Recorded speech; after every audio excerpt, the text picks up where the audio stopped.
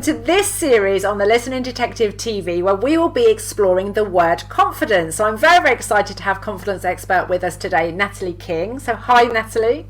Hello, and thank you so much for having me. It's great to be here. Fabulous. So, last series we looked about introvert. This and what came out from those conversations, and it's actually Natalie and I were just talking about this offline, is that people often assume that introverts aren't confident because they're quiet. And I heard this lovely lady talking at a foresight in 4N networking, and there was just something she said about confidence that I just thought, oh, I've got to get her on the show and get her to share her experience. So, tell us then, for you, Natalie, confidence is like what?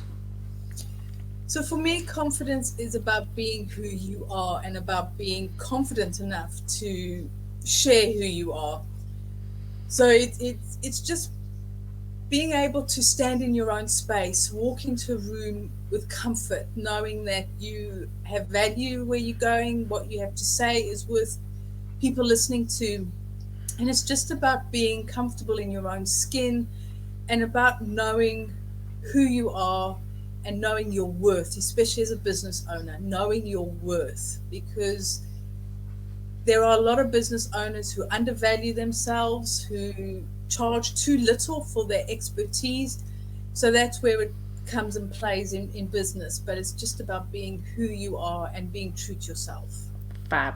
So I think we're touching a bit there, aren't we, on the impact of if you haven't got confidence. So one thing I really loved about your talk was that you talked about what confidence wasn't, and I think this is really, really important. So tell us a bit more about what confidence isn't in your map of the world. So confidence, there's a few things confidence isn't, and one of them is feelings. So anxious, nervous, frustrated, all of these is not confident, it's just a feeling that you have. So a confident person can go on stage, they can be confident on stage, but they can still feel maybe a little bit anxious, maybe a little bit nervous. It's a new crowd. And any speaker will tell you is that when you go onto a stage, you don't know the audience, you need to build that connection, and that can make you feel a little bit nervous until you get into your stride. But it doesn't mean that you're not a confident speaker. So confidence is not a feeling.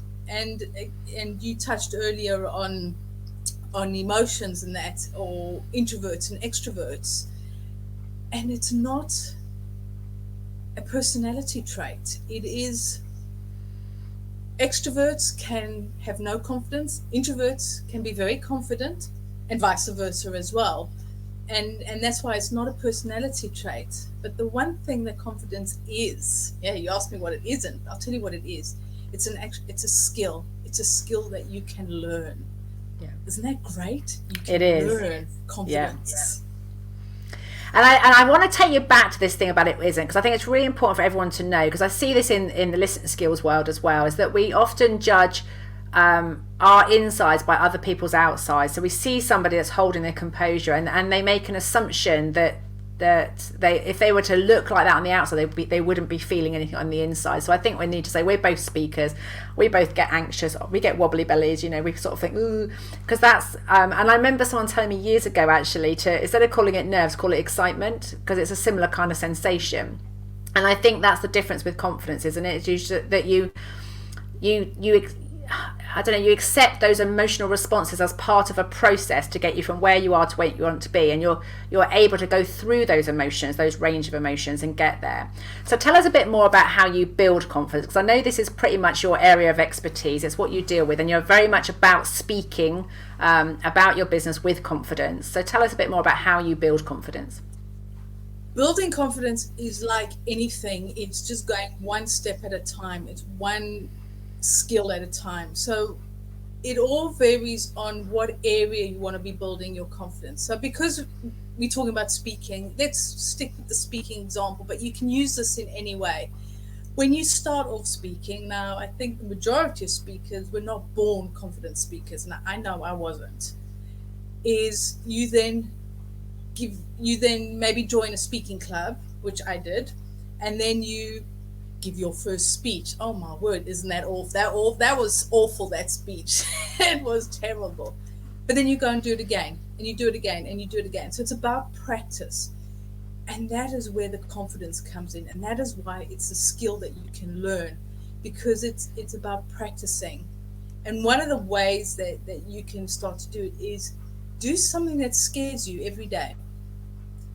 Be it taking a walk down a different route that maybe you're not so sure of. I'm not talking about a little dark alley. I'm talking about just a different route that maybe you're not so comfortable with, because we get into our habits that we drive to, well, when people drove to work, you drive to work the same way every day. You hit the same traffic lights, the same traffic and everything. Take a different route, which means that's going slightly out of your comfort zone, because maybe you have to concentrate a little bit more. Maybe smile at people. So now it's a bit more difficult to smile with everybody wearing masks, but maybe greet somebody. Good morning. How are you this morning? And you might say, oh my. It doesn't matter what their response is. It's about you stepping out your comfort zone. Go on a course. Book yourself on a program that you might be thinking that you want to do, but you talk yourself out of it. Just something small that just takes you out of your comfort zone, and that helps with your confidence as well. Yeah. And I think the thing to pick up on it, I think, is if you haven't got the ability to do that first thing, it's important to have support. You've talked about being at Toastmasters, which is where you get the support. So yes, it's scary, but they've got workbooks, they've got structure, they've got people that will coach you and support you to create that one. And yes, I remember going and having to do my first talk, and there is that point where you just have to jump, don't you? Like even on the diving board, that you can think about it, but otherwise you just have to do it, get some feedback and learn from it. But it kind of brings me on to the bit that I almost completely forgot about, is your story and your journey, because that was also part of the talk that we were talking about. So how did you get into, where did you start from in order to get into this world of confidence building for people? I started at a place of not talking to people. I didn't talk to people. I was scared of people, and anything more than two for me was a massive crowd. I was a hermit. I was miserable in my job and hated what I was doing. So what I did is I started my own business because I wanted to get away from this bad work environment that I was in. But I didn't speak to people. Now, who here has a business where you don't speak to people? If you do have one, please tell me, because I'd love to have that business. But you do. You need to speak to people. You need to speak to clients. You need to speak online. And I'm not talking about lives. I'm talking about posts. I'm talking about even typing a post. I couldn't even do that. And I realized that having a business is one thing. Building a business required me to learn to speak to people. And that's how it started for me. Is I joined a speaking club because I wanted to learn to speak. I didn't understand confidence back then. I didn't understand how important confidence was. But through learning to speak, I started to understand what confidence was, which meant I started to study it a little bit more and to really learn how can I build my confidence faster and in different ways while I was learning to speak. And the two just came nicely together. That now I get nervous, I have the flutters in my belly, but I love speaking. I mean, I'm here. I mean, Cheryl said, do you want to come? I'm like, yes. Let me have it. So if we were to leave the viewers with a couple of practical steps, so you said go out and do something that scares you, and I think what I'm picking up from that, and probably the language I would use, is about getting comfortable with change, isn't it, or the unfamiliar, because so tell me a bit about how the brain works, because I think that's what you're touching on, is you started studying it. So what is happening when we're doing that unfamiliar? What's it changing for us? What's the difference it's making? So what our brains, we have these neurons and dendrites, and I could go a little bit in all the biology stuff, but basically it's pathways. And these pathways you have, or it's wiring, it's actually called rewiring the brain. And you've created these pathways or these wires that they've become really strong. So let me take driving, for example, is most people, adults drive, is the first time you got in the car. I mean, was it a smooth ride? Was it like, stall? That was me. But the thing is you learn to drive. And that's what you're doing, is you're creating a new pathway in your brain. And there's a lot of technical terms that most of the words are really long and I don't think they have a vowel in them. But it is about just realizing that what you're doing is you rewiring your brain.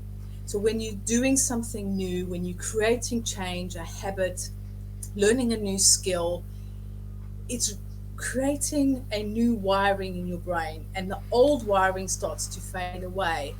So one of the best ways to visualize it is if you think about a path down in a forest, the lovely trees, and you've got this pathway, and you can see this is a pathway. It's got footprints, paw prints, hoof prints, everything. You can see it's a clear path. But if you look to your right or to your left, and there's a hint of a path, but there's brambles, there's bushes all over, grass is growing, but you can see that there's a potential pathway there. If you slowly go through that pathway and you hack away at the brambles, which is now you learning a new skill, so learning to drive, learning to have a speaking skill, any skill that you're learning, what you're doing is you're hacking away at these bushes and these brambles, and you slowly develop a new pathway. And this forest one, will start to overgrow because it doesn't benefit you anymore. And that is what rewiring of the brain does, which is what you're doing when you're learning a new skill, when you're creating change in your life, when you take a different route to work, that's starting to hack at those brambles. And you take that same route every day. How quickly will it take for you to just be in the habit of going that way? And this is what rewiring of the brain does. It develops a new way of thought and new habits for you to create. Yeah. And that is how your brain and confidence work together. And I think it's important to say as well, sometimes those paths work for us, don't they, the ones that are going ahead, but then they get blocked by other things. So, something happens and it's a really good way of working until it's not. So I often talk about people like me who like to talk. I'm a natural talker, trained listener. But, talking can be really, really useful for me until it's not. And so I have to sort of adjust my behaviour. So sometimes it's good to talk, and sometimes, I think you mentioned at the very beginning about having the confidence to speak or knowing when to speak up. So sometimes there are times when you've got to make a decision whether now is the time or not. But I think that what you don't want is to have this default behaviour that isn't serving you. So when you want to do it but you're not doing it. So what I'm hearing is that you, if you do something different, and I really like the idea of doing, and I think that's something I think we forget to do, is learn. I think we come out of education sometimes, and because it can be a bit of a challenge, and it can be, maybe you haven't got very good fond memories, I think as adults we tend to put learning away in a box with education, and sort of we've done that. But actually the brain loves learning, and it thrives on it. And if you don't do it often enough, it becomes an unfamiliar thing. Therefore you get all that anxiety and all the stress that comes with it. So it's been lovely hearing that. So your personal journey then, so you're a hermit and you didn't want to talk to anybody, and now you do public speaking and you help other people with their confidence. What would be the I'm just trying to think, what's the biggest transformation that you've sort of seen in somebody where they've gone from, or yours is probably the biggest one, if you go from hermit to public speaking, that's quite a big what sort of time frame did that take you? What sort of how long were you practicing that? It took me 4 years to get out of the hermit mindset and realizing actually I'm enjoying this path that I'm on. It took me 6 months before I even did my first standing up to speak, and it wasn't even a speech, it was just a 2-minute thing. I'm still on the path. I mean, I've been doing it now over 7 years, I think about nearly 8, and I've just touched the baseline. Because the more I'm learning, the more I'm wanting to learn, and I think I've just created a new habit for myself. But it's a constant journey. In time frame, it depends on the individual. It depends on how much they want to push themselves. So if you think of like running, I do like visual things and metaphors, I think, or just trying to help you to understand. So you can decide to run a marathon. It can take you 3 months to get fit enough for a marathon, or it can take you a year. It's your choice. And it's the same with confidence. If you're only going to do a tiny little bit once a week and not very much, it's going to take you much longer. Whereas if you commit to it and do it regularly or daily or anything that works for you, it will happen faster. So it's like anything, it's how much effort you put in is what you get out. Yeah. So in summary then, what I'm getting is it's not a feeling, it's not a personality, and you have to take the first step and do more things that are unfamiliar to you until that the unfamiliar becomes familiar. That's what it sounds like. So that becomes, then you have more confidence. That's the basic sort of principles of what you're talking about. Yeah. So how can people get hold of you, Natalie, if they want to find out more and they want to know more about speaking and having confidence with speaking? How can they get in touch with you? So they can get start again. They can get in touch with me via LinkedIn or Facebook, Natalie King Coaching, or on my website, also Natalie King Coaching, with the www.nataliekingcoaching.com. You can get in touch with me there. Places as LinkedIn or Facebook, because I'm regularly on those platforms. And I love helping business owners to have the confidence to speak within their business. Yeah.